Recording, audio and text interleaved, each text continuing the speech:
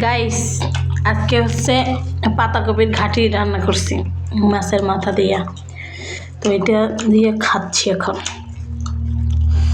এত মজা হয়েছে,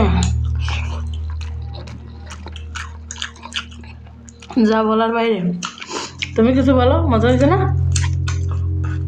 খুব সুন্দর হয়েছে। খুব সুন্দর হয়েছে বলে আসলে গাইস অনেক মজা হয়েছে। মানে আমি যা ভাবছি তার থেকেও অনেক বেশি। খুব খুব খুব মজা হয়েছে। তো তোমরা এইভাবে ট্রাই করে দেখতে পারো বাসায়।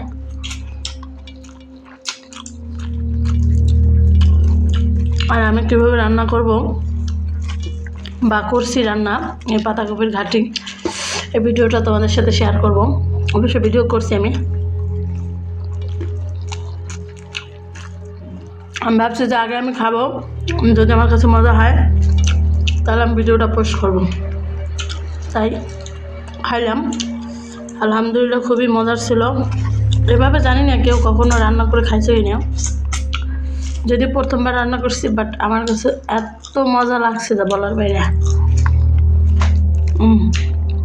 এই যে বাঁধাকপি, এই যে বাঁধাকপির মধ্যে এই যে মাছের কাটা।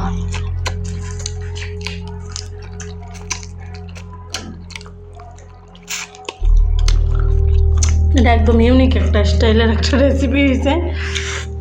জানি না কেউ খাইছে কিনা এভাবে। আর আমার বরিশালিয়া বন্ধু বান্ধব যারা আছো, তোমরা দেখলে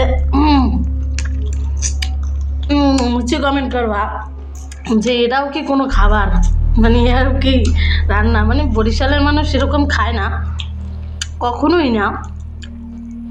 কোন দেশের মানুষ এমনি খায় তাও জানি না।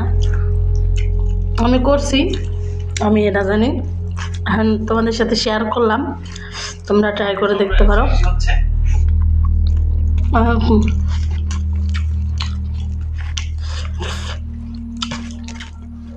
মানে এক প্লেট ভাত অনায়াসেই এটা দিয়ে খাওয়া যাবে, আর এক প্লেট নিতে মন চাবে। কিন্তু রান্নাটা অবশ্যই মনোযোগ সহকারে করতে হবে। আবার হচ্ছে বাঁধাকপিটা আগে একটু সিদ্ধ করে নিতে হবে। এই যাই হোক, হালকা বেশি কথা খাওয়া ঠিক না। আমি এখন খাইতে থাই, ভিডিও বেশি বড় করবো না। নেক্সট কোনো ভিডিওতে তোমাদের সাথে আবার দেখা হবে।